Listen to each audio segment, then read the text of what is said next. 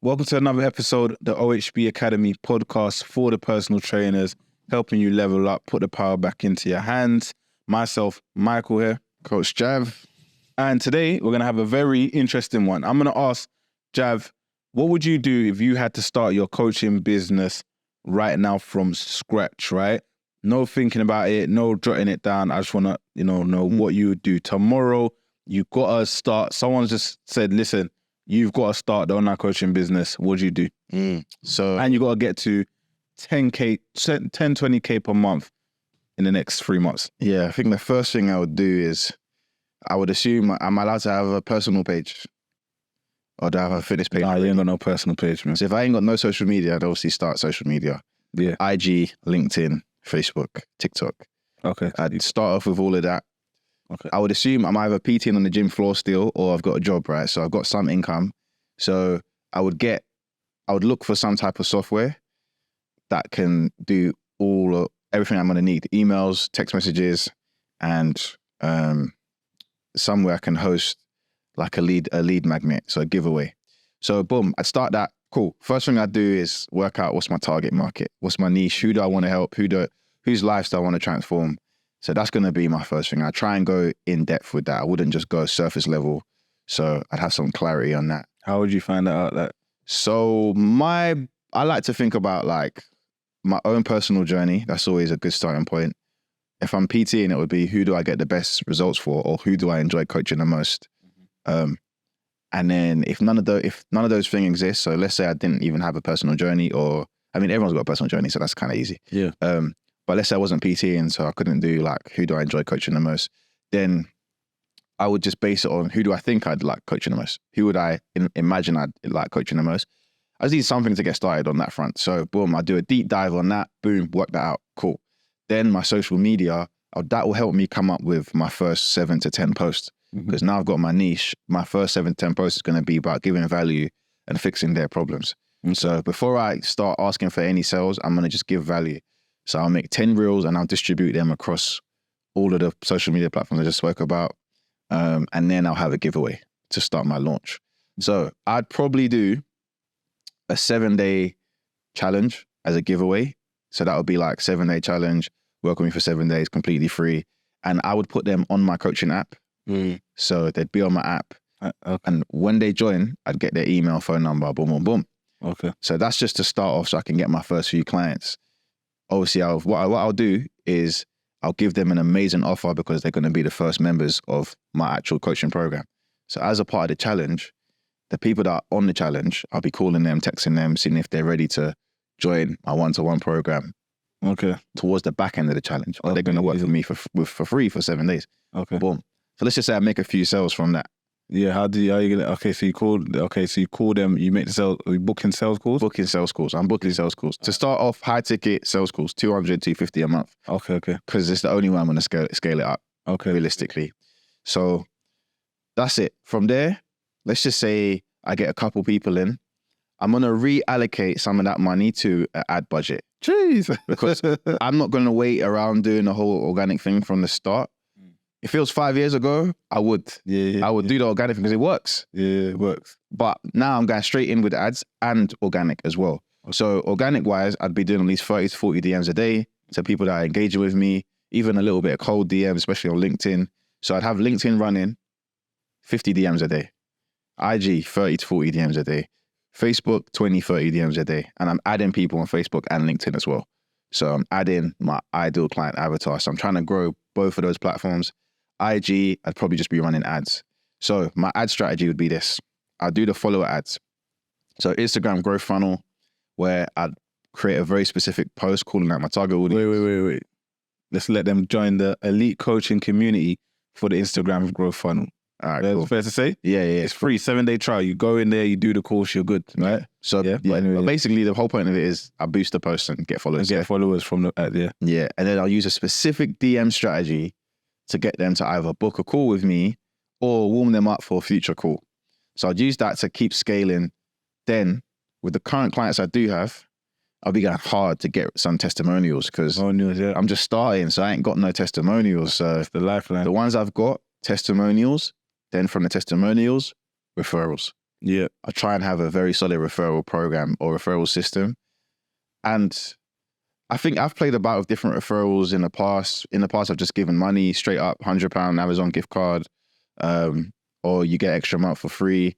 I think I like to give stuff because people want stuff. Give it extra month for free is cool, but I think people actually want something. Yeah. So actually, extra month for free, if my program's $250, it's expensive. Yeah. If I just say you get £100 gift cards, Yeah. to them it's like, oh, they get something. Money So that they I just use give them whatever, something. yeah.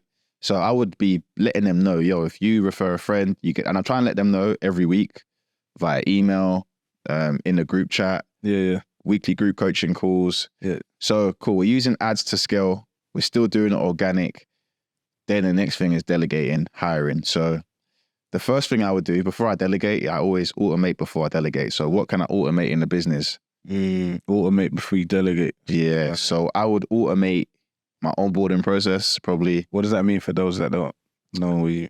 So when you get a new client, most people they send them an email, they manually send them the terms and conditions, they manually add their email to the coaching app.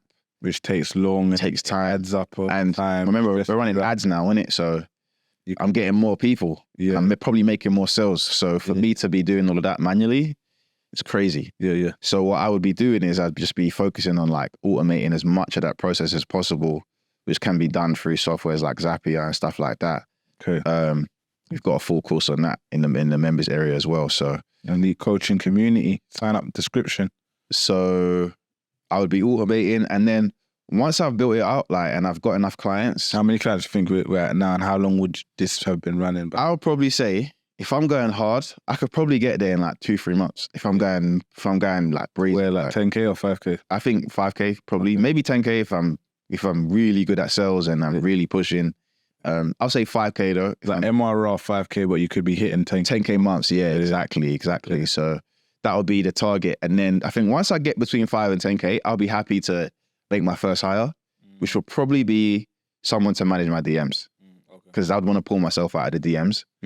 So first hire would be DMs. So I'd probably try and get someone on commission-based appointment setting, or I'll do someone. Spending now. I don't want to spend too much, or I'll do a very small base with a decent commission structure to handle my DMs. Then once they're successful and I've trained them and I'm getting now consistent 10K months recurring, I get an assistant coach, because that's going to be the next step to get into 15 and 20. Jeez, we're going to have to stop there, man. Partly because like, the juice was too much. The value there was good. But anyway, there's never too much value. Yeah, there's never You had another thing you was going to add? No. Assistant coach. And then from there, yeah, we'll leave it there. Because that's the main thing, to get to 10K per month. All right, cool, man. I'm thinking, so based on that, all right, I'm gonna flip it a little bit. What would you do outside of just all right, because now you know, because you've done it. So you know what to just do, go.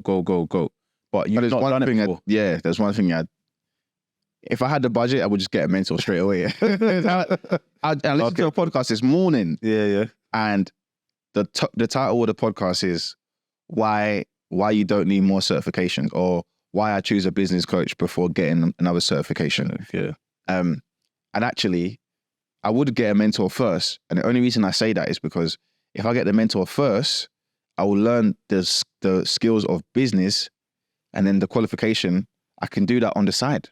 Yeah. Because the qualification, you can do that on the side. Yeah. But if you learn the skills of business, means that actually I could start putting myself out there and start marketing before I have the product. Yeah. Which means when I've got the product, I don't have to beg for sales, because I've created so much value in the audience. Yeah. It might, let's say that to get certified takes me 4 months. Yeah. But I dedicate those 4 months to showing people my journey. Because let's say I'm not in shape as well. Yeah. And I'd use that 4 months to show my journey, give value, create content, and put myself out there.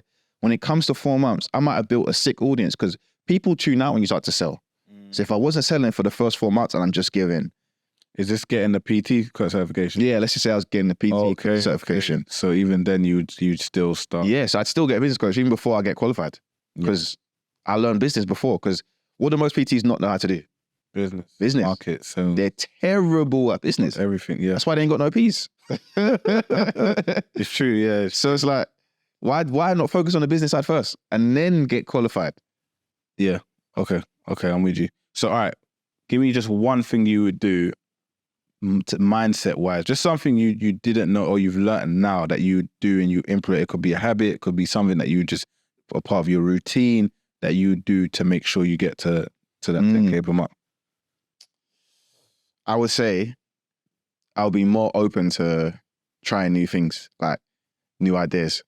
So I think I'll always try a new idea because I think like, I always think back to lockdown and like all the things I didn't do that I could have done. Like the lives. I think like when you miss trends or you miss boats, the boats ain't coming back. So you got to keep your eyes on the ball for the next thing. So that's why anything new that comes around now, I always try it. Even if I don't know if I'm going to stick with it, I always give it a try just to see, do I like this method? Is it going to work for me?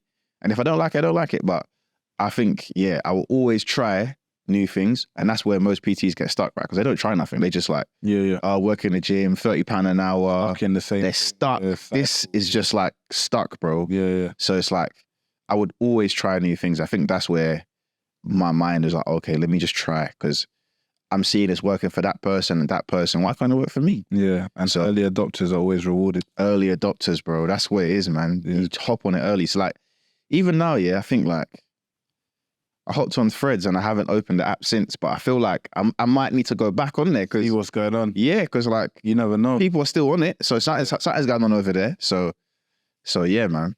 Yeah, fair play.